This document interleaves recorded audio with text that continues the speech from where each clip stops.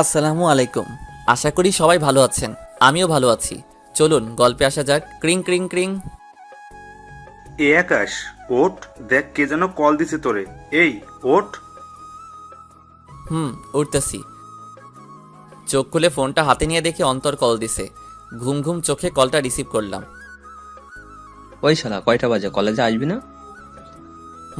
আসবো তো। এত তারা কিসের? আর কয়টা বাজে? ভাইয়া কষ্ট করে টাইমটা নিজে একটু দেখে নিন কয়টা বাজে। স্যার কিন্তু 9:30-এ যাইতে বলছিল। ফোনের স্ক্রিনের দিকে তাকাই দেখি 10টা 9 বাজে। ওইতেই তো সালা। এখন কল দিলি কেন? না দিলেই পারতি। ভাই ভুল হইয়া গেছে, মাফ কইরা দেন ভাই। ওই শোন বল। ভাই, কলেজের কি খবর? তোর কপাল ভালো, স্যার এখনো আসে নাই, বলেছে 10টা 20-তে আসবে। ওকে দোস্ত, তুই কলেজে 5 মিনিট অপেক্ষা কর, আমি 10 মিনিটের মধ্যে আসতেছি। ভালো হইলি না। আচ্ছা তাড়াতাড়ি আয় ভাই। ওকে ওকে। লাফ দিয়ে বিছানা থেকে উঠলাম। দৌড়াইলাম ওয়াশরুমের দিকে। কোনো রকমে চোখে মুখে পানি দিয়া প্যান্ট শার্ট পরে রেডি হয়ে কলেজের দিকে যাইতেছি। চলেন পরিচয় পর্বটা সেরে নেই এখন। আমি আকাশ মাহমুদ। আমাদের পরিবারে বাবা মা, আমরা 2 ভাই, আর আমার ছোট কিউট কিউট 2টা বোন আছে। আমি বাবা মায়ের 2 মাত্র সন্তান, মানে মেজো ছেলে। আমি এখন ইঞ্জিনিয়ারিং পড়তেছি, ফরিদপুর পলিটেকনিক ইনস্টিটিউট। আর যার সাথে এতক্ষণ কথা বললাম তিনি হচ্ছেন আমার জিগরা দোস্ত অন্তর। আর ফোন করে কলেজে ডাকার কারণ হচ্ছে আজকে কলেজে প্র্যাকটিক্যাল পরীক্ষা আছে, তার জন্য। আমার আরও একটা ফ্রেন্ড আছে, নাম এনামুল। আমরা একসাথেই লেখাপড়া করি। পরিচয় দিতে দিতে কলেজে চলে আসলাম। ক্লাসের সামনে দাঁড়ায় আছি আর ভাবতেছি, স্যার আজকে যাই বলুক না কেন সব হজম করে নিব। আল্লাহর নাম নিয়ে স্যারকে বললাম, স্যার আসবো? কে তুমি? স্যার আমি আকাশ, চিনতে পারতেছেন না? জি বাবা, আমি আপনাকে খুব ভালো করে চিনতে পারছি। তা বাবা, আপনার আগমনের সময় কোনো সমস্যা হয়নি তো? না স্যার, কিছুই হয় নাই। তোর আসতে এত লেট হলো কেন? বোঝাই যাইতেছে স্যার অনেক রেগে আছেন।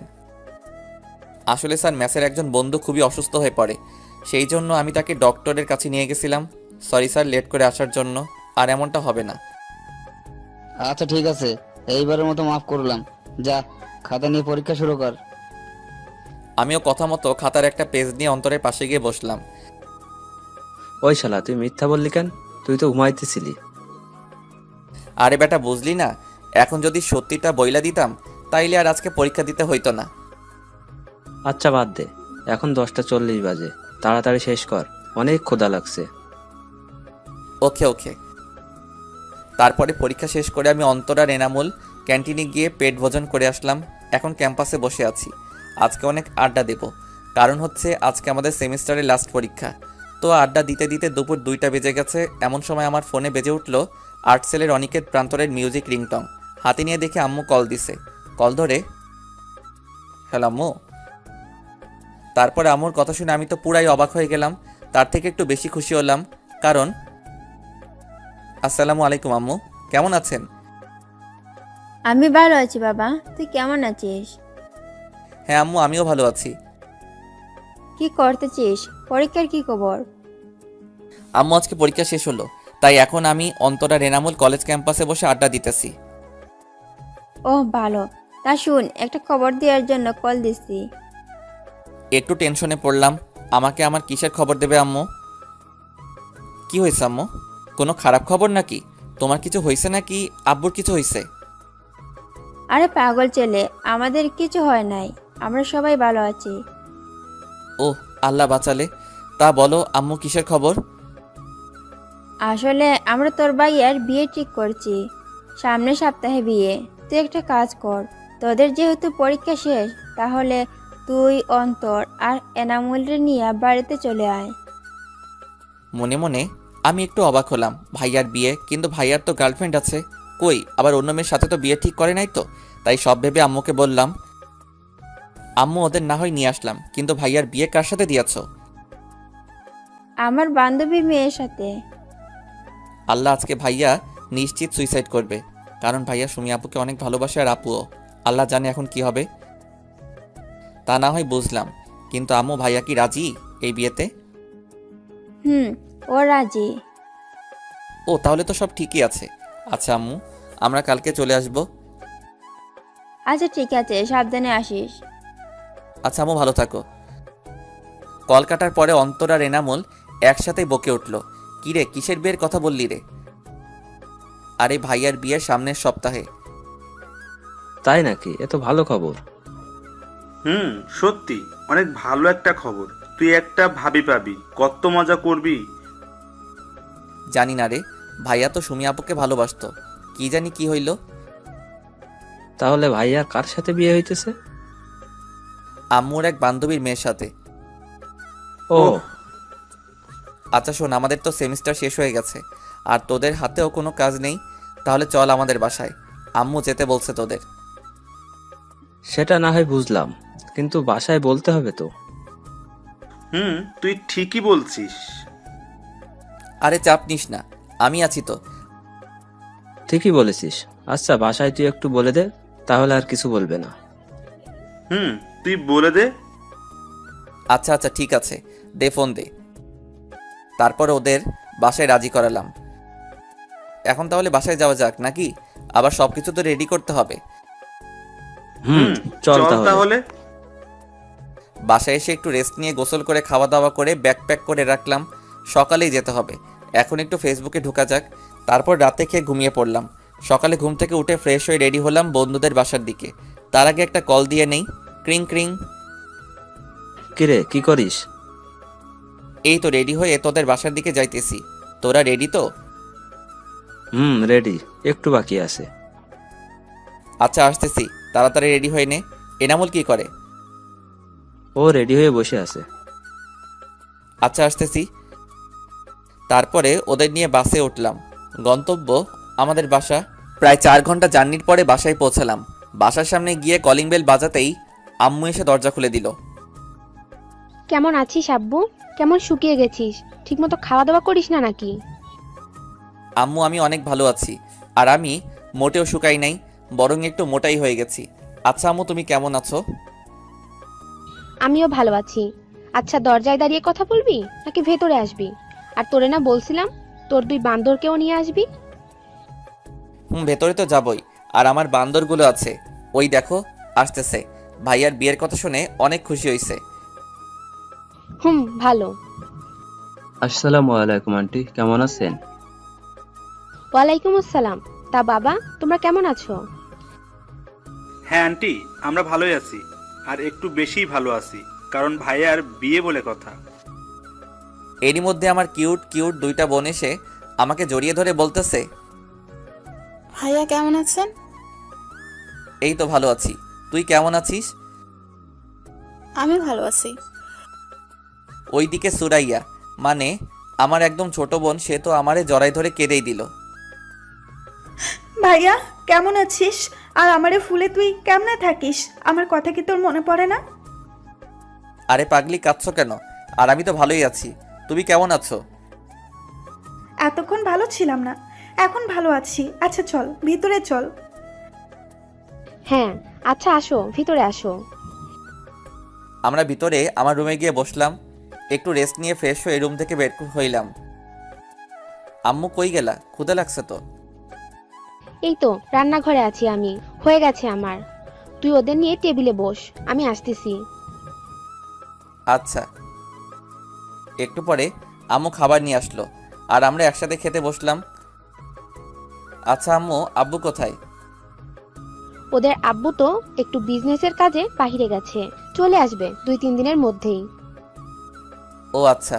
তা সুমাইয়া, তোর লেখাপড়া কেমন চলতেছে? এই তো ভাইয়া ভালোই চলতেছে।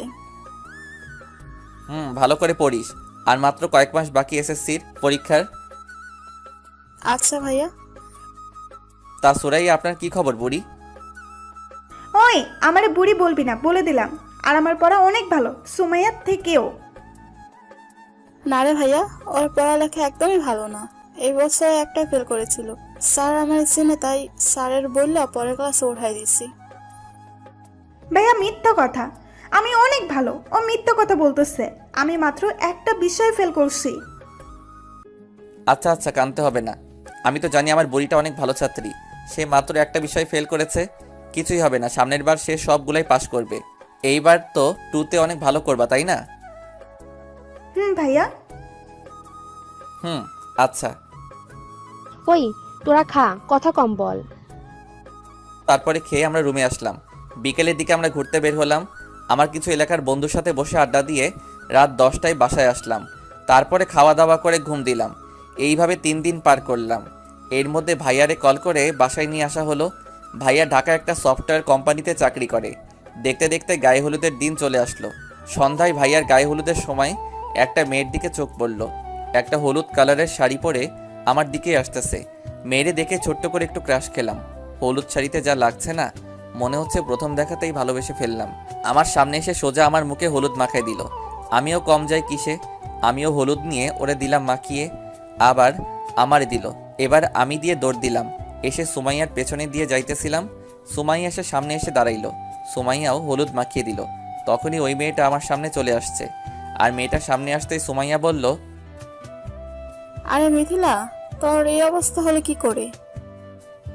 এই যে আপনার ভাইয়ার জন্য।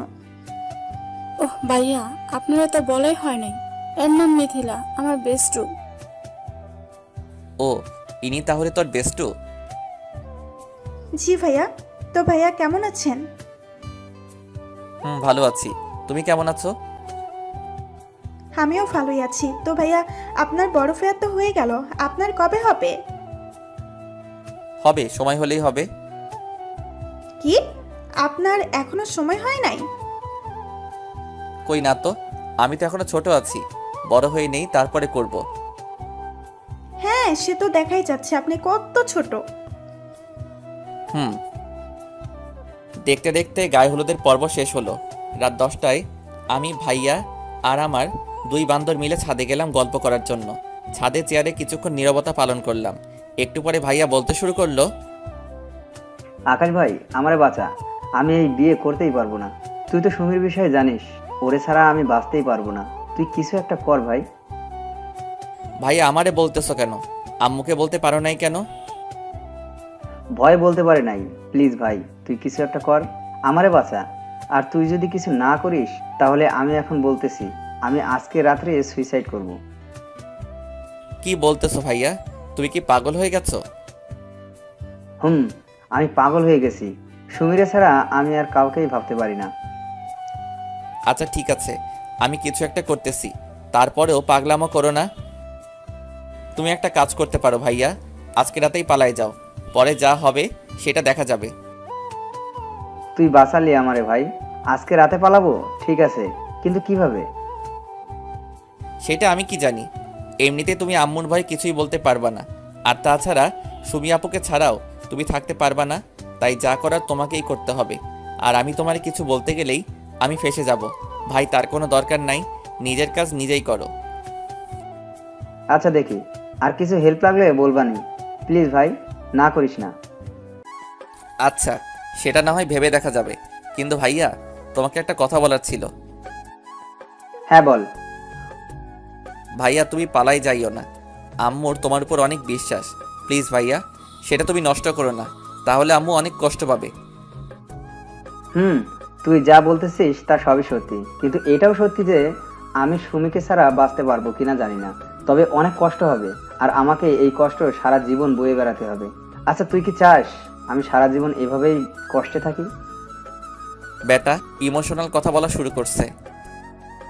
না ভাইয়া, আমি তো কখনোই চাই না, কিন্তু ভাইয়া আমাদের একটু সুখের জন্য কি আব্বু আম্মুরে কষ্ট দেওয়া ঠিক হবে?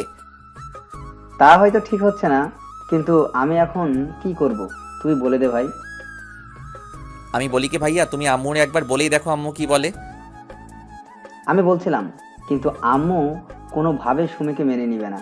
বলছে আম্মু নাকি আন্টিকে কথা দিয়ে ফেলেছে, এখন সে না করতে পারবে না, তাই আমাকে নাকি সুমিকে ভুলে যেতে হবে। আচ্ছা ভাইয়া শান্ত হও, আর আম্মুর কথা মেনে নাও, এতে তোমারই ভালো হবে, আর আম্মু খুশি হবে। দেখছি কি করা যায়। তবে একটা কথা সত্যি, আমি সুমিকে কোনো দিনই ভুলতে পারবো না। বিয়ে যদিও এই মেয়ের সাথে হয়ে যায়, তারপরেও আমি সুমিকে ভুলতে পারবো না। আচ্ছা দেখো, তোমার যা ভালো মনে হয় করো, আমার ঘুম আসছে, আমি গেলাম। আচ্ছা যা, আমি যাব একটু পরেই। আচ্ছা, গুড নাইট। তারপরে চলে আসলাম রুমে। রাত বাজে 12টা। একটু ঘুমেও ধরেছে বটে, তারপরেও ফেবুতে ঢুকে আপনাদের জন্য গল্প লিখতে বসলাম। গল্প লিখতে লিখতে 2টা বেজে গেছে। তারপরে ঘুমাই গেলাম। সকালে কারো চিল্লাচিল্লিতে ঘুমটা ভেঙে গেল। দরজা খুলে বাহিরে আসলাম, দেখি আমুর মুখটা কালো হয়ে আছে। কিছুই বুঝতেছি না কি হয়েছে, সবারই একই অবস্থা। সুমাইয়ারে ডাক দিলাম, কি রে, কি হয়েছে রে? সবাই এমন করে আছে কেন? আর আম্মুর কি হয়েছে? সুমাইয়া কোনো কথা না বলে একটা চিরকুট হাতে ধরিয়ে দিল। চিরকুটটা পড়ার পরে আমার তো নিজেই নিজেকে মারতে মনে চাইতেছে। তাতে লেখা ছিল, প্রিয় আম্মু, প্রথমে ক্ষমা চেয়ে নিচ্ছি। চিঠিটা লেখার কারণ হচ্ছে, আম্মু তুমি তো জানোই আমি সুমিকে ভালোবাসি। আমি ওরে ছাড়া কিছুই ভাবতে পারি না। রাতে যখন ঘুমাতে গেলাম তখন আমার মনে হচ্ছিল আমি আমার জীবনের অনেক বড় কিছু একটা হারিয়ে ফেলতে যাইতেছি।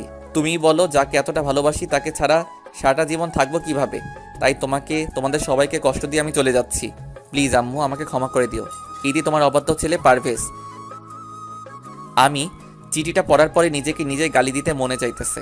শালার, কালকে যদি আমি ভাইয়াকে মজা করে না বলতাম পালিয়ে যাওয়ার কথা, তাহলে আর আজকে এই দিন দেখতে হইতো না। এখন কি করি আমি? আম্মু যদি জানতে পারে যে এই কাজের জন্য আমি দায়ী, তাহলে আমার জীবন শেষ। আল্লাহ আমারে রক্ষা করো। এর মধ্যে আন্টির বাসায় বলে দেওয়া হয়েছে যে ভাইয়া পালাইছে। ওইদিকে তো আম্মুকে আন্টি সেই রকম ঝাড়তেছে। একটু পরে আম্মুকে দেখলাম উঠে রুমের দিকে গেল। আমি আর এখন কি করব, তাই অন্তরা রেনামুল্লের নিয়ে ছাদে গেলাম ব্রাশ করতে করতে। আর তখনই সুমাইয়া পেছন পেছন বলতেছে আম্মু নাকি আমারে তার সাথে দেখা করতে বলতেছে। আল্লাহ, এখন আমি কি করি? তাহলে কি ভাইয়ার পালানোর কথা আম্মু জেনে গেল নাকি?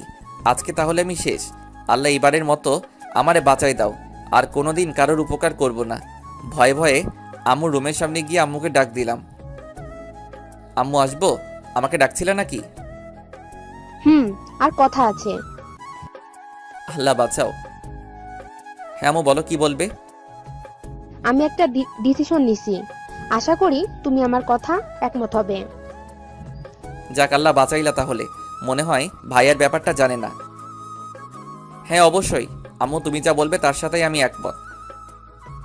আগে আমার মাথা ছুঁয়ে কথা দে যে আমি যাই বলবো তুই রাখবি।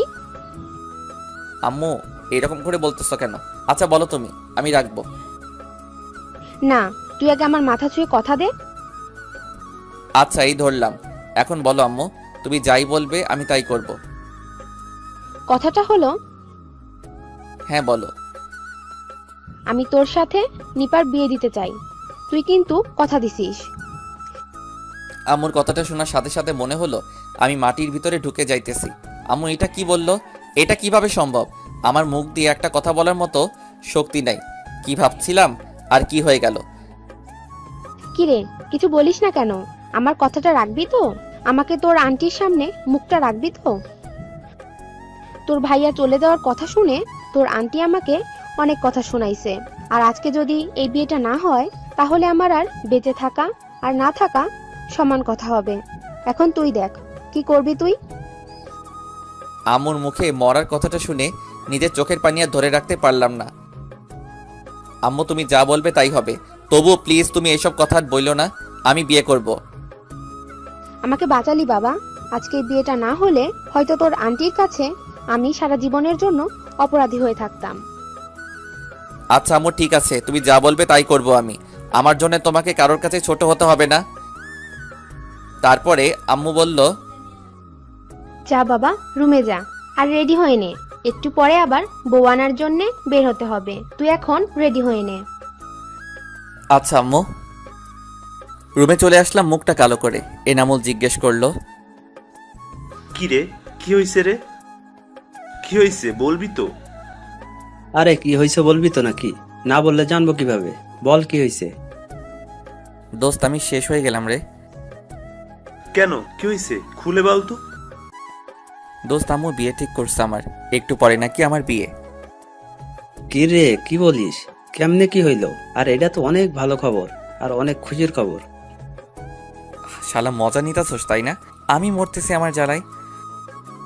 দোস্ত তুই একটু শান্ত হ আর বল কি হইছে, কেমনে কি হইছে। দোস্ত আজকে রাতে নাকি ভাইয়া পলাইছে আর আন্টি আম্মুরে অনেক কথা শোনাই দিছে। আম্মু অনেক কান্না করছে। তারপরে জানি না কি কথা হইছে আম্মুর সাথে। একটু পরে আম্মু আমার রুমে ডেকে বলতেছে আজকে নাকি আমার বিয়ে। যেই মেয়ের সাথে ভাইয়ার বিয়ে হবার কথা ছিল ওই মেয়ের সাথেই নাকি আমার বিয়ে হবে। আম্মু বলতেছে আমি যদি বিয়েটা না করি তাহলে আম্মুর সম্মানটা নষ্ট হয়ে যাবে। আমারে মরার হুমকি দিছে। আরে বেটা, এই ব্যাপার তাহলে? আরে এইটা কোনো ব্যাপার হলো? আর আন্টি যা করছে ঠিকই তো করছে, তার সম্মান বাঁচানোর জন্য যা করা দরকার ছিল তাই করেছে।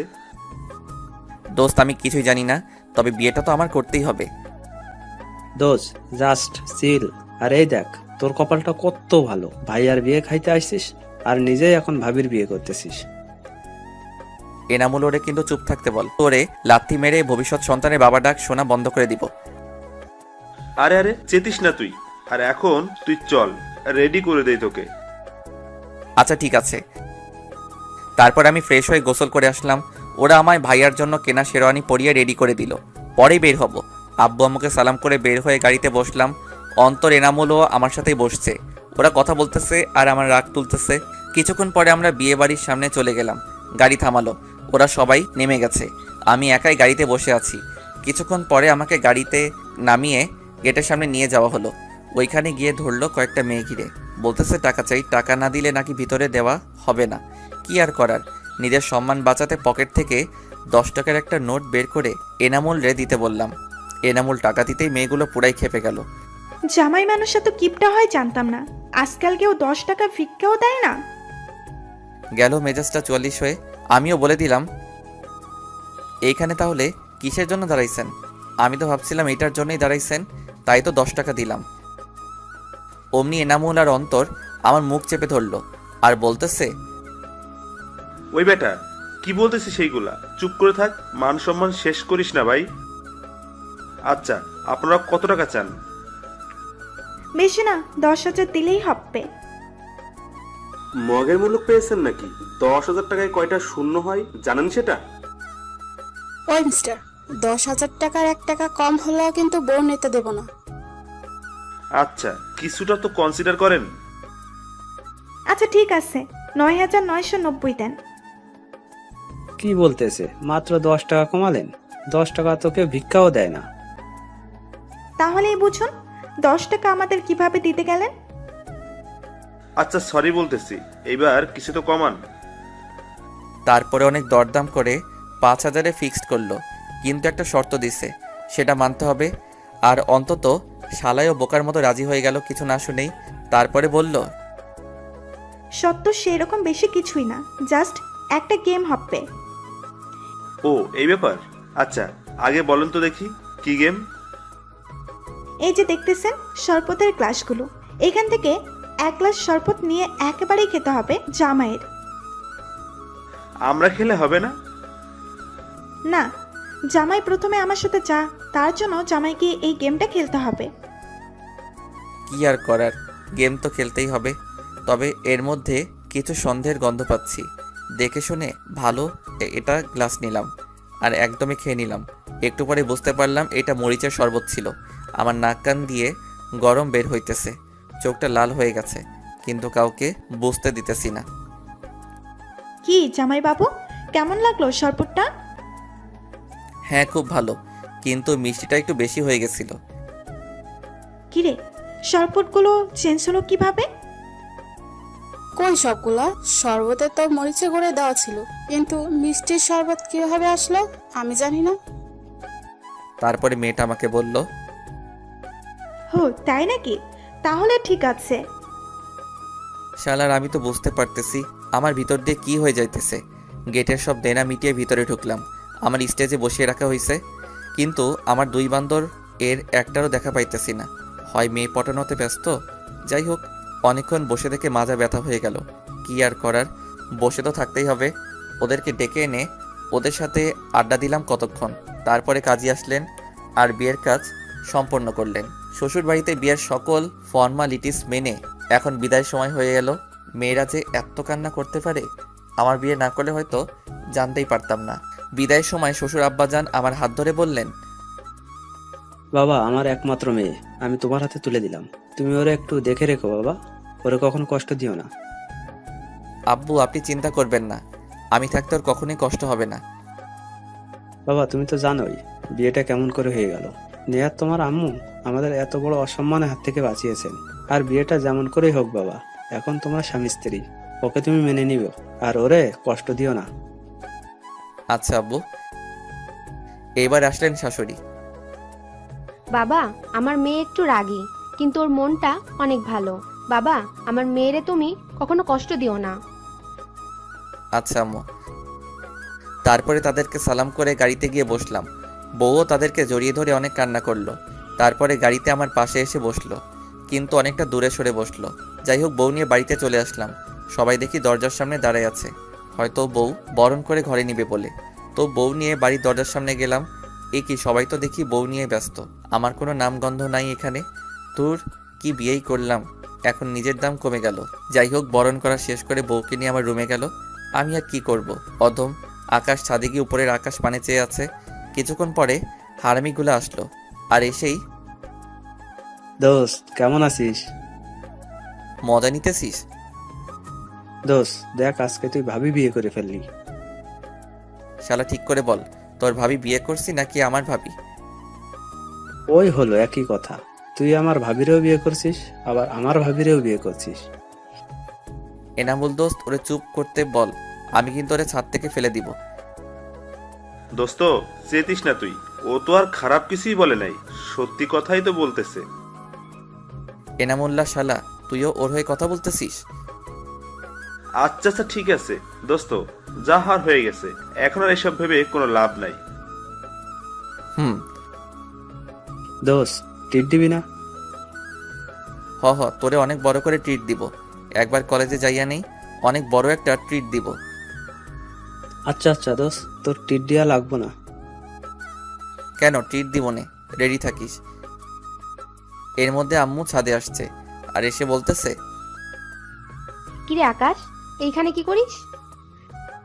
আম্মু কিছু না, এই তো আমরা বসে আড্ডা দিতেছি। আজকের দিনেও আড্ডা দিতে হয়? ঘরে বৌমা একা বসে আছে, যা রুমে যা। আচ্ছা আম্মু। আম্মু চলে গেল। দোষ, যা তাহলে বাসর ঘরে, আজকে কিন্তু বিড়াল মারতেই হবে। ওই শালা বিড়াল কেন মারবো? আরে বাসর রাতে বিড়াল মারতে হয়, তুই ঘরে যা, সব বুঝতে পারবি। আচ্ছা। অন্তত আর এনামুল আমারে আমার রুমের সামনে নিয়ে গেল। আমার কেমন যেন ভয় ভয় লাগতেছিল। আজকে নিজের রুমে নিজের যাইতেই ভয় পাইতেছি। এমনটা কেন হইতেছে বুঝতে পারতেছি না। হয়তো আজকে এক অপরিচিত কারোর সাথে একই ছাদের নিচে একই ঘরে থাকতে হবে। হয়তো আজকের পর থেকে আমার জীবনের পথ চলাটা পাল্টে যাবে। সব ভয় উপেক্ষা করে রুমে ঢুকেই পড়লাম, আর বাহির থেকে দরজাটা লাগিয়ে দিছে হারামিগুলা। আমিও ভিতর থেকে দরজা লাগিয়ে দিলাম। আস্তে আস্তে খাটের দিকে এগোতে লাগলাম। বউ এসে আমাকে সালাম করে আবার খাটে গিয়ে বসলো। আমি আর কিছু না বলে খাটের একপাশে বসলাম। তখনই নিপা, বউয়ের নাম আগেই হয়তো বলেছিলাম, বলতে শুরু করলো, কেন করলেন আপনারা আমার সাথে এমনটা? কি বলতেছেন? আমি তো কিছুই করি না। হ্যাঁ, আপনি কিছুই করেন নাই, কিন্তু আপনারাই তো এসব করছেন। কেন আমার সাথেই কেন? দেখুন, যা হয়েছে সব ভাইয়ের জন্য হয়েছে। এখানে আমাদের কারোর কোনো দোষ নেই। ভাইয়া একটা মেয়েকে ভালোবাসতো, তাকে ছাড়া আপনাকে বিয়ে করতে পারবে না, তাই চলে গেছে। আপনারা আমার সাথে এমনটা না করলেও পারতেন। জানেন একটা মেয়ের কত স্বপ্ন থাকে? আমারও অনেকগুলো স্বপ্ন ছিল। আমি কোনো দিন রিলেশন করিনি, কারণ আমার সব ভালোবাসা আমার স্বামীর জন্য রেখে দিয়েছিলাম। আপনার ভাইয়ার সাথে বিয়ে ঠিক হওয়ার পর থেকে তাকে নিয়েই ভাবতে শুরু করেছিলাম। অত এক মুহূর্তেও সব এলোমেলো করে দিল। যাই হোক, যা হওয়ার হয়ে গেছে। তবে আমার কিছু কথা আছে, আশা করি আমার কথাগুলো মেনে নেবেন। হ্যাঁ বলুন। আমি এখনো আপনাকে স্বামী হিসেবে মেনে নিতে পারি নাই। হয়তো কোনো মেয়ের পক্ষেই এত তাড়াতাড়ি মেনে নেওয়া সম্ভব না, তাই আমার কিছুদিন সময় চাই। আশা করি আমি না বলা পর্যন্ত আমার কাছে আসার চেষ্টা করবেন না। ওকে, এখন আপনি ঘুমিয়ে পড়ুন। আমি আমার ড্রয়ার থেকে সিগারেটের প্যাকেট বের করে বারান্দায় গেলাম। আমি আবার সিগারেট খাই, তবে খুব বেশি না, অল্প। গিয়ে দরজাটা বাইরে থেকে বন্ধ করে দিলাম। রাত তখন 1টা বাজে। সিগারেট খাচ্ছি আর ভাবছি নিপার কথা। সত্যি আমরা ওর সাথে হয়তো খারাপ করেই ফেলেছি। এমনটা ভাই আর না করলেও পারতো। সত্যি তো, একটা মেয়ের অনেকগুলো স্বপ্ন থাকে, আর আমরা তা নষ্ট করে দিলাম। হ্যাঁ, আমাকে ওর কথাগুলো মানতেই হবে। ও যতদিন নিজ ইচ্ছায় না বলবে, ততদিন আমি ওরে টাচ করব না। অনেকক্ষণ বসে থেকে কেমন ঘুম ঘুম পাচ্ছে। এইদিকে সিগারেটও শেষ, যাই গিয়ে ঘুমিয়ে পড়ি। রুমে ঢুকতে দেখলাম নিপা ঘুমিয়ে আছে। ওর চুলগুলো ফ্যানের বাতাসে উড়ে একবার মুখে পড়ছে, আবার সরে যাচ্ছে। ঘুমন্ত অবস্থায় একটা মেয়েকে এতটা সুন্দর লাগে আমার আগে জানা ছিল না। আমি একধানে চেয়ে আছি, মন চাইছে একবার গিয়ে ওর চুলগুলো ছুঁয়ে দেই, একবার ওর নরম ঠোঁটগুলো ছুঁয়ে দেই, কিন্তু না, আমি তো এইটা করতেই পারি না। ও নিজেই বারণ করছে। যাই হোক, অনেকক্ষণ এইভাবে দাঁড়িয়ে থেকে ভাবলাম এখন আমি কোথায় ঘুমাই। একই খাটে ঘুমাইতে গেলে রাতে হয়তো টাচ লেগে যেতে পারে, তার থেকে ভালো আমি সোফায় ঘুমাই। যেই ভাবা সেই কাজ, সোফায় ঘুমিয়ে পড়লাম। সকালে ঘুম ভাঙলো কারোর ডাকে। চোখ খুলে দেখি নিপা ডাকতেছে, হয়তো মাত্রই গোসল করছে। চুল থেকে পানি টপ টপ করে পড়তেছে, মুখেও কিছুটা পানির ফোঁটা লেগে আছে। এক নজরেই তাকিয়ে আছি ওর দিকে। এ যেন এক নেশার মতো কাজ করছে। সব কিছুই আমার এলোমেলো হয়ে যাচ্ছে। আমার নেশা কাটলো নিপার ডাকে। এই যে কি হলো, ডাকছি শুনতে পাচ্ছেন না? কি হলো, কথা বলছেন না কেন? হ্যাঁ হ্যাঁ, কি কি হলো, কতক্ষণ ধরে ডাকতেছি, শুনেন নাই নাকি? হ্যাঁ না মানে না। হ্যাঁ কি না শুরু করছেন? উঠেন, আম্মু ডাকতেছে, খেতে যাওয়ার জন্য বলতেছে। ও হ্যাঁ, আচ্ছা আপনি নিচে যান, আমি ফ্রেশ হয়ে আসতেছি। আচ্ছা। আমি চলে গেলাম ওয়াশরুমে। ফ্রেশ হচ্ছি আর ভাবতেছি কি আছে ওর মাঝে। যখনই দেখাই কেমন যেন হয়ে যায় আমি। ফ্রেশ হয়ে বের হয়ে দেখি নিপা দাঁড়িয়ে আছে। আমি বললাম, কি হলো, আপনি নিচে যান নাই? না, ভাবলাম একসাথেই যাই। আমি আগে গেলে আবার কি না কি ভাববে। আচ্ছা ঠিক আছে, আপনি দাঁড়ান, আমার হয়ে গেছে। তারপরে বের হলাম দুইজনে, গিয়ে টেবিলে বসলাম। আমার পাশে নিপা বসলো। তারপরে খাওয়া দাওয়া শেষ করে রুমে চলে আসলাম। একটু পরে নিপাও চলে আসলো আর এসেই বলতেছে, এই শুনুন, আজকে আমাদের বাসায় যেতে হবে, বিকেলে রেডি হয়ে থাকবেন। কেন আপনাদের বাসায় যেতে হবে কেন? বিয়ের পরে সবারই যেতে হয়। আচ্ছা ঠিক আছে। তারপরে দুপুরে খেয়ে দিয়ে বন্ধুদের নিয়ে একটু ঘুরতে বের হলাম। আর সারাটা সময় আমারে জ্বালাই খাইছে। সন্ধ্যার একটু আগে আম্মু কল দিল। হ্যালো আম্মু। ওই হারামজাদা, কই তুই? আম্মু আমি তো একটু মাঠের দিকে। কেন, কি হয়েছে? তোরে বৌমা সকালে বলে নাই আজকে ওদের বাসায় যেতে হবে? আম্মু ভুলে গেছি। তাড়াতাড়ি বাসায় আয়, তোর শ্বশুর আসছে। আচ্ছা আম্মু। ফোনটা রেখে ওদেরকে নিয়ে বাসায় চলে গেলাম। গিয়ে দেখি শ্বশুর আসছে, সাথে আরও কয়েকজন। গিয়ে সালাম করলাম, তারপরে কিছু কথা বললাম। সন্ধ্যার পরে গেলাম শ্বশুর বাড়ি, সাথে আমার 2 বান্দরও আছেন। শ্বশুর বাড়ি গিয়ে মনে হয় বিপদেই পড়ে গেলাম। এত খাতির যত্ন। খাবার টেবিলে গিয়ে তো আমি অবাক। এত খাবার আর কমপক্ষে 30 পদে রান্না করছে। যাই হোক, খাওয়া দাওয়া করে রুমে গেলাম। আমাকে নিপার রুমে থাকতে দেওয়া হয়েছে। বউ বলে কথা, বউয়ের সাথেই তো থাকতে দিবে। রাতে ঘুমাইতে গিয়ে বাঁধলো আরেক সমস্যা, ওর রুমে সোফা নেই। আমি এখন কোথায় ঘুমাবো? কি হলো, ঘুমাবেন না? হ্যাঁ ঘুমাবো তো, কিন্তু আপনার রুমে সোফা নেই, ঘুমাবো কোথায়? থাক, সোফা খুঁজতে হবে না, আপনি খাটেই ঘুমান, সমস্যা নেই। আর নিজে ঠিক থাকলেই সব ঠিক। আচ্ছা। ঘুমাইতে গেলাম, মাঝে একটা কোলবালিশ দিয়ে ঘুমাইলাম। সকালে ঘুম থেকে উঠে তো আমি পুরাই অবাক। চোখ খুলতে দেখি নিপা আমাকে জড়িয়ে ধরে আছে। ঘুমন্ত অবস্থায় নিপাকে ঘুমপড়ির মতো লাগতেছে। আমি মুগ্ধ নয়নে দেখছি, কি অপরূপ সৌন্দর্য। কতক্ষণ তাকিয়েছিলাম জানি না। একটু পরে মনে হলো নিপা নড়ে চড়ে উঠছে। নিপা চোখ খুলতেই আমাকে ওর দিকে তাকিয়ে থাকতে দেখে কিছুটা লজ্জায় পড়ে গেল। সরি, আমি আসলে বুঝতে পারিনি। It's okay. তারপরে ফ্রেশ হতে গেলাম। ফ্রেশ হয়ে এসে রুমে বসে আছি। এমন সময় নিপা আসলো রুমে আর বলল খেতে ডাকে আম্মু। আমিও চলে গেলাম খেতে। খাওয়া দাওয়া করে আবার রুমে চলে আসলাম। একটু পরে কিছু শালিকা আসলো, রুমে এসেই বলতেছে, কি দুলা ভাই, রাত কেমন কাটলো আমাদের আপুর সাথে? আরে সেটা দুলাভাইকে দেখেই বোঝা যাচ্ছে, রাতটা ফাটাফাটি কাটছে। কি দুলাভাই, ঠিক বললাম তো? হ্যাঁ একদম ঠিক বলছো। তার দুলা ভাই শুধু আপুকে নিয়ে থাকবেন? আমাদেরকে কি একটু সময় দিবেন না? হ্যাঁ কেন নয়, আমার এত সুন্দর সুন্দর শালিকারা আছে আর আমি তাদের সময় দিব না? এটা কি হয়? এই তো আমার দুলাভাইয়ের মতো কথা। তাহলে আজকে আমাদের ঘুরে নিয়ে যাবেন? আচ্ছা নিয়ে যাব, কিন্তু আমি তো এখানে কোথাও ঠিক মতো চিনি না। আরে দুলা ভাই, আপনার চিন্তা হবে না, আমরা আছি তো, আপনি শুধু আমাদের সাথে যাবেন। আচ্ছা। এর মধ্যেই নিপা চলে এলো রুমে, আর এসেই ওদেরকে পাঠিয়ে দিল রুম থেকে। এই যে মিস্টার। আকাশ? হ্যাঁ, আপনাকে ওরা কি বলতেছিল? কই কিছু না, এমনি আড্ডা দিচ্ছিলাম। আমি কিছু শুনেছি, সো মিথ্যা বলবেন না। আরে ওরা বলতেছিল আজকে ঘুরতে যাবে, তাই আমাকে নিয়ে যাবে। ও, তা আপনি কি বললেন? আমি আর কি বলবো, এত সুন্দর সুন্দর শালিকারা আমাকে ধরছে, আমি কি না করতে পারি?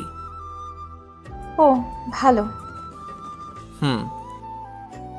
নিপা আর কিছু না বলে রুম থেকে চলে গেল। বিকালে শালিকাদের নিয়ে ঘুরতে গেলাম। অনেক ঘুরে সন্ধ্যায় বাসায় ফিরলাম। রাতে খেয়ে ঘুমিয়ে পড়লাম। সকালে উঠে ফ্রেশ হয়ে নাস্তা করে সবার থেকে বিদায় নিয়ে বাসায় চলে আসলাম। এইভাবেই চলে গেল বেশ কয়েকদিন। এরই মধ্যে আমাদের কলেজ খুলে গেল, কিন্তু আমি একটা বিষয় এখনও জানতাম না, আর তা হলো নিপাও নাকি আমাদের কলেজে পড়ে। কিন্তু কিভাবে কি? আমি তো রোজ কলেজে যাই, তাহলে ওকে আগে কখনো দেখি নাই কেন? আম্মুর কাছে বিষয়টা জিজ্ঞেস করায় বললেন ও নাকি হোস্টেলে থাকে, আর হোস্টেল থেকে বেশি বের হয় না, আর যখন বের হয় তখন বোরখা পরে বের হতো। যাই হোক, পরের দিন সকালে কলেজের উদ্দেশ্যে বের হব, এমন সময় আম্মু বললেন, আকাশ, তুই আর বৌমা যেহেতু একই কলেজে পড়িস, তাহলে তুই ওকে নিয়ে যা। এত দূরের রাস্তা, আগে তো ওর আব্বু ওকে দিয়ে আসতো, এখন তুই আছিস, তুই ওকে নিয়ে যা। কি আর করার, ওকে নিয়ে বের হলাম। সবার থেকে বিদায় নিয়ে ওকে নিয়ে বাস স্টেশনে গেলাম। টিকিট কাটলাম, দুইজন পাশাপাশি সিটে বসলাম। গন্তব্য কলেজ। ও, আপনাদের তো বলতে ভুলেই গেছি, এনামুল আর অন্তর নিপাদের বাসা থেকে এসেই চলে যায় ওদের বাসায়। কলেজে পৌঁছাতে 4 ঘন্টা লেগে গেল। এর মধ্যে নিপা বাসে ঘুমিয়ে পড়েছিল, আমার কাঁধে মাথা রেখেই ঘুমিয়েছিল। বাস থেকে নেমে একটা রিক্সা নিলাম, ওকে কলেজ গেটে নামিয়ে দিয়ে আমি আমার মেসে চলে গেলাম। অনেকদিন পরে মেসে আসলাম, রুম গোছালাম, তারপরে ফ্রেশ হয়ে হোটেল থেকে খাবার এনে রাতে খেয়ে শুয়ে পড়লাম। কিন্তু ঘুম আর আসছে না। এতদিন তো একসাথে ঘুমাতাম মাথায়, এখন শুধু নিপা। অনেক কষ্টে ঘুমালাম। সকালে ফোনের শব্দে ঘুমটা ভেঙে গেল। তাকিয়ে দেখি আননোন নাম্বার, রিসিভ করি নাই, তাই বেশ কয়েকবার রিং হচ্ছে। বিরক্ত হয়ে রিসিভ করলাম। হ্যাঁ, কে বলছেন? আর এত সকাল সকাল ফোন দিছেন কেন? আমি নিপা বলতেছি। আপনি এখনো ঘুমিয়ে আছেন?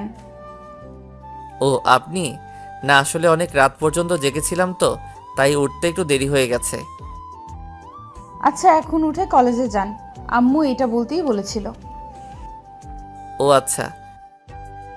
ধুর শালা, কই ভাবলাম বউয়ের হয়তো আমার উপর একটু মন নরম হয়েছে, তাই কল দিছে।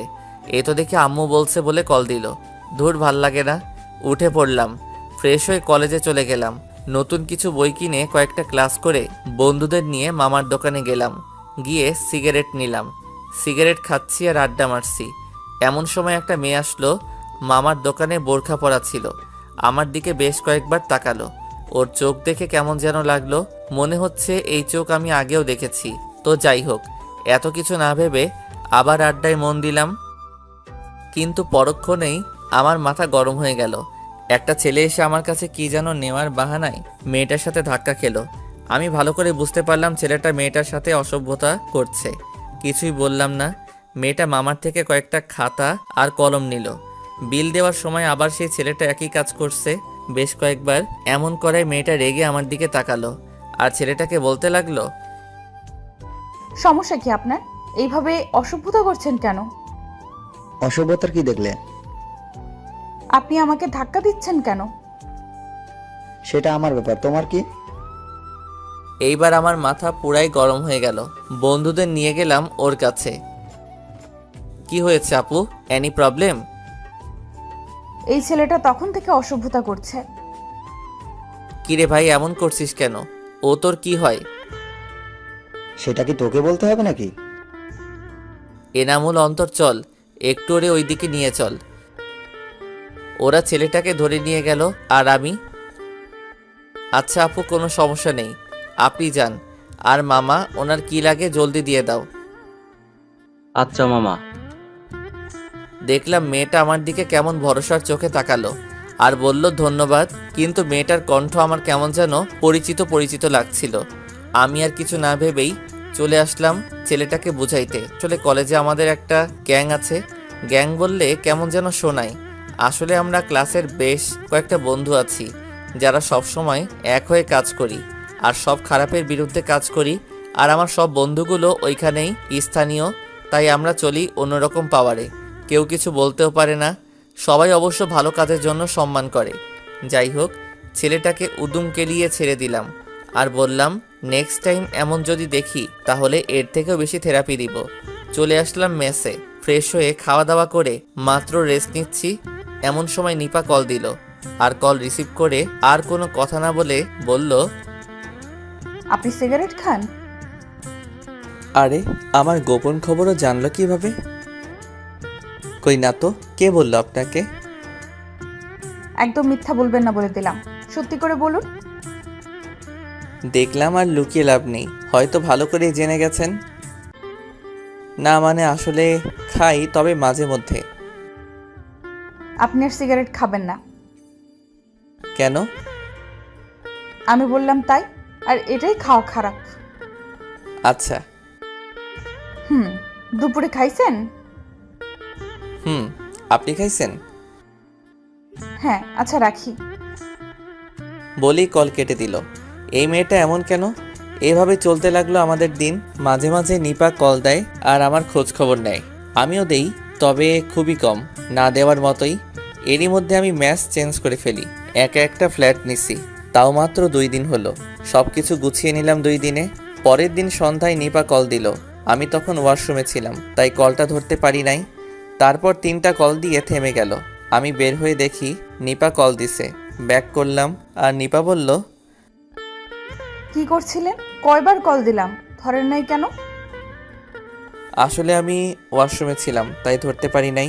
তা এই সময় কল দিলেন? একটা সমস্যা হয়েছে, তাই কল দিলাম। কি বলেন সমস্যা মানে? আপনাকে কেউ কিছু বলছে? না, তেমন কিছু না। আসলে হোস্টেলে অন্য একটা মেয়েকে নিয়ে একটা সমস্যা হয়েছে, যার জন্য হোস্টেল সুপার হোস্টেলে কিছুদিনের জন্য বন্ধ দেওয়া হয়েছে। সমস্যা যদি সমাধান হয় তাহলে আবার খুলতে পারে। ও, তাহলে তো অনেক বড় সমস্যাই হলো। আচ্ছা, এখন কি করবেন? কিছুদিনের জন্য কি বাসা থেকে ঘুরে আসবেন? না, কলেজে অনেক ইম্পর্টেন্ট ক্লাস হচ্ছে, এমন সময়ে ক্লাস মিস দেওয়া ঠিক হবে না। ও, তাও তো। আচ্ছা, এখন কি করা যায়? মনে মনে ভাবতেছি একবার আমার এইখানে থাকার কথাটা বলেই দেখি কি বলে। পরক্ষণে আবার ভাবলাম না থাক, আবার উল্টাপাল্টা কিছু মনে করে যদি, তাই আর বললাম না। কিন্তু আমাকে অবাক করে নিপা বলল, আচ্ছা, একটা কথা বলতাম, যদি আপনার সমস্যা না হতো। আরে বলুন। যদি কিছু মনে না করেন তাহলে কি আমি আপনার কাছে কিছুদিনের জন্য থাকতে পারি? আরে কি বলছেন? আমার সমস্যা হবে কেন? আপনার যখন মন চাইবে আপনি তখন আসবেন। না মানে, স্যার আজকে সকালে বলছিল আজকের মধ্যেই সবাই হোস্টেল খালি করতে। আমিও অন্য জায়গায় ব্যবস্থা করতে চাইছিলাম, কিন্তু পারি নাই, তাই আপনাকে কল করলাম। আপনার যদি সমস্যা না হয় তাহলে আমাকে একটু হোস্টেল থেকে নিয়ে যাবেন। আচ্ছা, আপনি টেনশন নিয়েন না, আপনি 10 মিনিট দাঁড়ান, আমি আসতেছি। তারপরে ফোন রেখে প্যান্ট শার্ট পরে 15 মিনিটের মধ্যে একটা রিক্সা নিয়ে চলে গেলাম হোস্টেলের সামনে। গিয়ে দেখি নিপা ব্যাগ নিয়ে দাঁড়িয়ে আছে হোস্টেলের সামনে।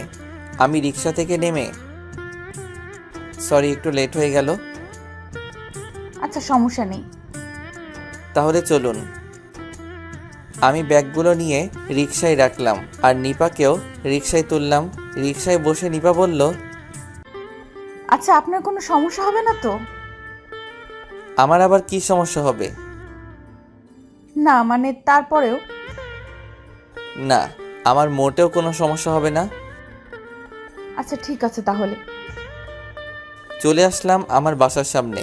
রিক্সায় বিল মিটিয়ে নিপাকে নিয়ে আমার ফ্ল্যাটে চলে আসলাম। অবশ্য ফ্ল্যাটটা 2 রকমের, তাই কোনো সমস্যা হলো না। ও এক রুমে আর আমি অন্য রুমে থাকার ব্যবস্থা হলো। রাতে খাওয়ার মতো কিছুই নেই, রান্না করতে আলসেমি লাগে, তাই নিজে খুব একটা রান্না করি না, হোটেল থেকে খেয়ে আসি। তাই এখন নিপাকে বললাম, আচ্ছা, আপনি তো রাতে মনে হয় কিছু খান নাই।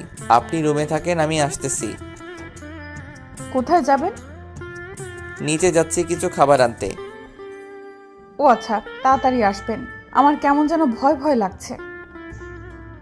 আচ্ছা, 5 মিনিটের মধ্যে চলে আসবো। আচ্ছা। চলে গেলাম নিচে। রেস্টুরেন্ট থেকে 2 প্যাকেট বিরিয়ানি নিয়ে আসলাম। রুমে ঢুকতেই নিপা কিছুটা ভয় পেয়ে গেল। আমাকে দেখে মনে হলো কিছুটা স্বস্তির নিঃশ্বাস ফেললো। কি হয়েছে, ভয় পেয়েছেন নাকি? কিছুটা। আরে ভয়ের কিছুই নেই, আমার এই ফ্ল্যাটে কেউ আসবে না। হুম আপনি ফ্রেশ হয়েছেন? হুম আচ্ছা, তাহলে আপনি বসুন, আমি আসতেছি। চলে গেলাম কিচেনে। 2টো প্লেট ধুয়ে সাথে পানি নিয়ে খেতে বসলাম। খাওয়া শেষ করে নিপার রুমে ঘুমাইতে দিলাম। বর্ষার দিনে বৃষ্টি যেন কাউকে কিছু না বলে চলে আসে। অর্ধেক রাতে মনে হলো প্রচণ্ড বৃষ্টি হবে। বাতাস বইছে, আর একটু পর পর বজ্রপাত হচ্ছে। খুব কাছেই হয়তো একটা বজ্রপাত হয়েছে, প্রচণ্ড শব্দ হয়েছে। ওই ঘর থেকে নিপা চিৎকার দিয়ে উঠল। একটু পরে দেখি নিপা কাঁথা আর বালিশ নিয়ে আমার রুমের দরজার সামনে দাঁড়িয়ে আছে। কি হলো, ঘুমাননি? হ্যাঁ, কিন্তু প্রচন্ড শব্দ হচ্ছে, খুব ভয় লাগছে। ও, শুয়ে পড়ুন, কিছু হবে না। যদি কিছু মনে না করেন তাহলে আমি কি আপনার রুমে ঘুমাতে পারি? হ্যাঁ, কেন নয়, আসুন। কিন্তু একটু সমস্যা আছে। কি সমস্যা? আসলে আমার বেড তো একটা, আর একটু ছোট বটে। তাহলে কিভাবে কি? সমস্যা নেই, আমি থাকতে পারবো। আচ্ছা, ঠিকই আছে, তাহলে আসুন। হুম নিপা বালিশ নিয়ে আমার পাশে শুয়ে পড়ল। খাটটা একটু ছোট হওয়ায় নিপা আর আমি অনেকটা গা ঘেঁষে শুয়ে পড়লাম। একটু পরে মনে হলো নিপা কাঁপছে। কপালে হাত দিয়ে দেখি অনেক জ্বর। কি করি এখন? তাড়াতাড়ি উঠে পড়লাম আর একটা গ্লাসে পানি আনলাম, আর আমার রুমালটা ভিজিয়ে ওর কপালে জলপট্টি দিতে থাকলাম। এতে দেখি ও আরও কাঁপছে, মনে হয় শীত লাগছে। তাই আমার কম্বলটা ওর গায়ে তুলে দিলাম আর জলপট্টি দিতে থাকলাম। তারপরেও দেখি শীতে কাঁপছে। এখন কি করব কিছুই মাথায় আসছে না। আর কিছু না ভেবেই আমিও ওর সাথে কম্বলের নিচে ঢুকলাম আর ওকে শক্ত করে জড়িয়ে ধরলাম। এতে হয়তো কিছুটা ওর শরীরের কাঁপুনি কমেছে। ওকে এইভাবে জড়িয়ে ধরে কখন যে ঘুমিয়ে পড়লাম মনে নেই। সকালে চোখ খুলে দেখি এখনও আমি ওকে জড়িয়ে ধরে আছি, আর নিপা আমার আগে জেগে গেছে আর আমার দিকে তাকিয়ে আছে। আমি তাড়াতাড়ি ওকে ছেড়ে দিয়ে একটু দূরে সরে গেলাম, আর নিপা হয়তো বাস্তবে ফিরে এসেছে। আমি বললাম, সরি, আসলে রাতে। থাক, বলতে হবে না, আমি জানি। ও আচ্ছা, আপনি কিছু মনে করেন নাই তো? আমি কি মনে করব? আপনি আমাকে ধরতেই পারেন। বুঝলাম না। আপনার বুঝতেও হবে না। আচ্ছা, আমার বুঝতে হবে না। এখন দেখি তো জ্বর আছে কি না। এই বলে ওর কপালে হাত দিলাম। না, এখন আর জ্বর নেই। কিন্তু ও কি বলল, আর আমার বুঝতে হবে না কেন? যাই হোক, তারপর ওকে বললাম, এখন কেমন লাগছে? এখন অনেক ভালো লাগছে। আপনি আমার সেবা করছেন, আর আমি কি ভালো না হয়ে থাকতে পারি? হইছে, এখন আর এত কথা বলতে হবে না। আপনি উঠে ফ্রেশ হয়ে নিন, আমি খাবার নিয়ে আসতেছি। খাবার আনতে হবে না, আপনি বাজার করে নিয়ে আসুন, আমি রান্না করব। কি বলছেন আপনি? এখন অসুস্থ, আপনি পারবেন না। আমি বলছি না আমি ঠিক আছি। আপনি বাজার করে নিয়ে আসুন, আমি পারবো। কি আর করার, বাজার করেই আনলাম। আর আসার সময় কিছু হালকা খাবার নিয়ে আসলাম। সকালে রান্না করে দুইজনে খেয়ে কলেজে চলে গেলাম। আসার সময় ওকে নিয়েই ফিরলাম। রাতে আবার একই অবস্থা, আবার জ্বর। কি আর করা, গত রাতের মতো আজকেও জলপটে দিলাম, পরে জড়িয়ে ধরে শুয়ে পড়লাম। কিন্তু আজকে কেমন যেন লাগছে নিজের ভেতরে। হয়তো নিজের ভিতরে পুরুষত্ব জেগে উঠতেছে। অনেক কষ্ট করে কন্ট্রোল করলাম, তবুও মন চাইছে কিছু একটা হয়ে যাক। ও তো আমারই স্ত্রী, আমার সম্পূর্ণ অধিকার আছে ওর উপরে। এসব ভাবছি এমন সময় নিপা জ্বরের ঘরে আমাকে জড়িয়ে ধরে আর জ্বরের ঘরে বলতে থাকে, আকাশ, আমি তোমাকে ভালোবাসি, কিন্তু তুমি আমাকে একটুও ভালোবাসো না। আকাশ, কেন আমায় ভালোবাসো না? আমি কি দেখতে খারাপ? কি নেই আমার মাঝে? তোমার কি একবারও মন চায় না নিজের বউকে আদর করতে? আকাশ, আমি তোমাকে সত্যিই অনেক ভালোবাসি, একবার আমাকে ভালোবেসেই দেখো। এই নিপা, কি কি বলছো এইসব আবল তাবল? আকাশ, আমি তোমাকে সত্যিই অনেক ভালোবাসি। প্লিজ আমাকে একটু আদর করো, একটু ভালোবাসো আমায়। এই বলে নিপা আমাকে আরো জোরে ঝাপটে ধরে আর এতটা কাছে চলে আসে যে আমি ওর হার্টবিট এর প্রতিটা ধ্বনি শুনতে পাচ্ছি। ওর ঠোঁট আমার ঠোঁটের এতটাই কাছে যে গরম নিঃশ্বাস আমার মুখে এসে পড়ছে। হঠাৎ আমার ঠোঁটে নরম কিছু একটা স্পর্শ পেলাম। বুঝতে আর বাকি রইল না এটা নিপার ঠোঁট। তারপরে ওকে সরিয়ে দেওয়ার চেষ্টা করলাম, কিন্তু ও এমনভাবে জড়িয়ে ধরে আছে যে আমি এক চুল পরিমাণ সরতে পারছি না। এইদিকে আমার ঠোঁটের সামনে কিস করেই চলেছে। নিজেকে আর আটকে রাখতে পারলাম না, আমিও রেসপন্স করতে শুরু করলাম। অনেকক্ষণ এইভাবে কিস করে যাচ্ছি, কিন্তু ও আমাকে ছাড়ছেই না। মনে হচ্ছে পাগল হয়ে যাচ্ছে আমি। এই প্রথম কোনো মেয়ের এতটা কাছে আসলাম আমি, আর এই প্রথম কাউকে কিস করলাম। ও পাগলের মতো কিস করে চলেছে, আমিও রেসপন্স দিয়ে চলেছি। এক পর্যায়ে ওর কপালে, ঘাড়ে, গলায়, ঠোঁটে কিস করতেছি। দেখি ওর নিঃশ্বাস ভারী হয়ে আসছে, ঘন ঘন নিঃশ্বাস নিচ্ছে। দুইজনেই অস্থির হয়ে গেছি। এক পর্যায়ে আমরা স্বামী স্ত্রীর মধুর মিলনে আবদ্ধ হলাম। রাতে ওকে জড়িয়ে ধরেই ঘুমিয়ে পড়লাম। সকালে ঘুমের মধ্যেই নিজের উপর ভারী কিছু অনুভব করলাম। মনে হলো কেউ আমার উপরে শুয়ে আছে। ঘুম ঘুম চোখে একবার চেয়ে দেখি নিপা আমার দিকে অপলক দৃষ্টিতে তাকিয়ে আছে। এখন পুরোপুরি ঘুমটা ভেঙে গেল। তাড়াতাড়ি ওকে আমার উপর থেকে নামিয়ে দিলাম। হঠাৎ রাতের কথা মনে পড়ে গেল। নিজের মধ্যে কেমন যেন অপরাধ বোধ কাজ করছে। কি করে পারলাম ওর সাথে আমি এমনটা করতে? আমি তো নিজেই ওকে বলেছিলাম আমি ওর অনুমতি ছাড়া ওকে টাচ করব না। আর আমি কিভাবে এই কাজটা করলাম? সরি। সরি কেন? না মানে কি হয়েছে? আর এইভাবে বলছো কেন? এই প্রথম আমাকে তুমি করে ডাকলো, নিজের মধ্যে কেমন যেন লাগলো। আসলে আমি সত্যি সরি কালকে রাতের ঘটনার জন্য। আমি সত্যি বলছি, আমি ইচ্ছে করে এইসব করিনি। প্লিজ আমাকে ক্ষমা করে দিবেন, প্লিজ। আরে আরে, তুমি এইভাবে বলছো কেন? আর এত সরি বলতে হবে না। প্লিজ, আমি তো নিজেই একদিন তোমাকে বলেছিলাম, সরি আপনাকে বলেছিলাম আপনার অনুমতি ছাড়া আপনাকে টাচ করব না। কিন্তু সত্যি বলছি, রাতে যা হয়েছে আমি সেটা ইচ্ছে করে করিনি। আমি জানি রাতে কি হয়েছিল, আর আমি কিছুই মনে করিনি। আর এতে তোমার কোনো দোষ নেই। মানে? হ্যাঁ, আমি জানি রাতে কি হয়েছিল, আর তোমার কোনো দোষ নেই। আর যদি দোষের কথা বলেই থাকো তাহলে দোষ আমি করেছি, কারণ রাতে আমি ইচ্ছে করেই এমনটা করেছিলাম। মানে? কিন্তু কেন? এত মানে মানে করছো কেন? আর তুমি আমাকে আপনি আপনি করছো কেন? এখন থেকে তুমি করে ডাকবে, ওকে? সেটা না হয় ডাকা যাবে, কিন্তু আপনি আগে আমার কথার উত্তর দিন। আপনি ইচ্ছে করে করেছেন মানে কি? হ্যাঁ বলবো, তবে একটা শর্তে।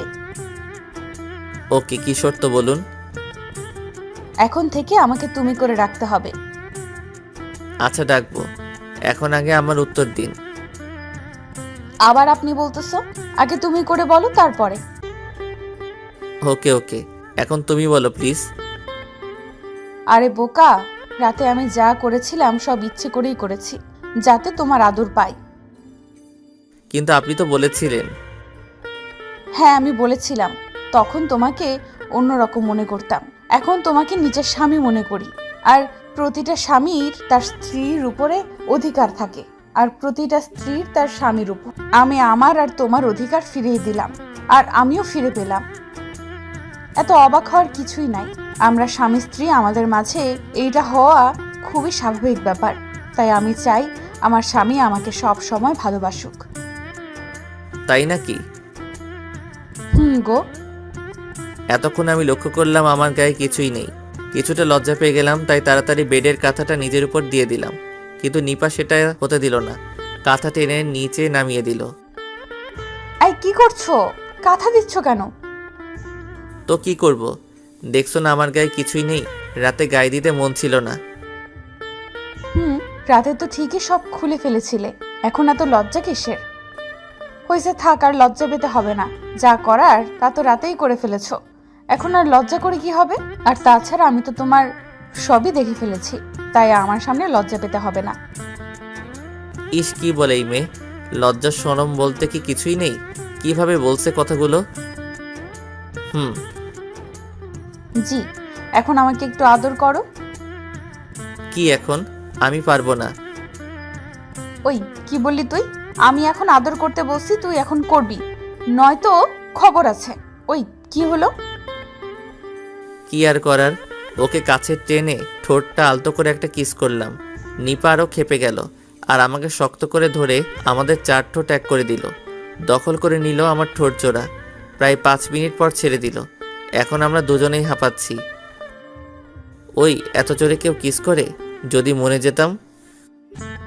অমনি আমার মুখে হাত দিয়ে আটকে দিল। আর একবার এমন কথা বলবে না। তোমার কিছু হয়ে গেলে আমি কি নিয়ে বাঁচবো? কেন? আকাশ, আমি তোমাকে অনেক ভালোবাসি। তাই নাকি? সত্যি গো, আমি তোমাকে অনেক ভালোবাসি। তোমাকে ছাড়া আর কিছুই ভাবতে পারি না। তাই নাকি? তা কবে থেকে হলো এসব, আর আমি কেন জানি না? তোমার মনে আছে একদিন দোকানে বসে তুমি আড্ডা দিচ্ছিলে, আর তখন বোরকা পরা একটা মেয়ে দোকানে আসে, আর তখন একটা ছেলে ওই মেয়েকে ডিস্টার্ব করছিল, আর তখন তুমি ছেলেটাকে অনেক মেরেছিলে। হ্যাঁ, ওয়েট ওয়েট ওয়েট, তুমি এসব কিভাবে জানলে? যেই মেয়ের জন্য ছেলেটাকে মেরেছিলে ওই মেয়েটাই আমি ছিলাম। কি, ওইটা তুমি ছিলে? ওইটা আমি ছিলাম। আর তখন একটা বিষয় আমার ভালো লাগে, আর তা হলো তুমি চেনো না জানো না, কিন্তু একটা মেয়েকে অপমানিত হতে দেখে সেই মেয়েটাকে সাহায্য করলে আর অপরাধের প্রতিবাদ করলে। আর এই বিষয়টা আমার কাছে অনেক ভালো লাগে। আর এই ছোট্ট ভালো লাগা থেকে আস্তে আস্তে ভালোবাসায় রূপান্তরিত হয়। বুঝলাম। আকাশ, আমি তোমাকে ভালোবাসি, আর তোমাকে ভালোবেসে আমি তোমাকে স্বামী হিসাবে মেনে নিয়েছি। আকাশ প্লিজ, তুমিও আমাকে মেনে নাও আর আমাকে আমার স্বামীর পূর্ণ অধিকার দাও। দিতে পারি, তবে একটা শর্তে। কি শর্ত বলো? আমি তোমার সব শর্ত মেনে নিতে রাজি। আমাকে এখন থেকে অনেক অনেক অনেক ভালোবাসতে হবে, আর এখন এই মুহূর্তে আমাকে আবার একটা কিস করতে হবে। ও এই ব্যাপার? আমি তো তোমাকে ভালোবাসি। সত্যি বলতে আমি তোমাকে আমার নিজের থেকেও বেশি ভালোবেসে ফেলেছি। আর রইল কিস, সেটা এখন না, আগে ফ্রেশ হয়ে আসো তারপরে। নো, এটা তো হবে না, আমার এখনই লাগবে। বললাম তো আগে। বাকিটুকু বলার আর চান্স দিলাম না, তার আগে আমাদের 4 ঠোঁট এক করে দিলাম। শুরু হয়ে গেল তাদের টম এন্ড জেরি খেলা। ভালো থাকুক তারা এবং তাদের ভালোবাসা, বেঁচে থাকুক 1000 বছর ধরে ভালোবাসার মানুষগুলো।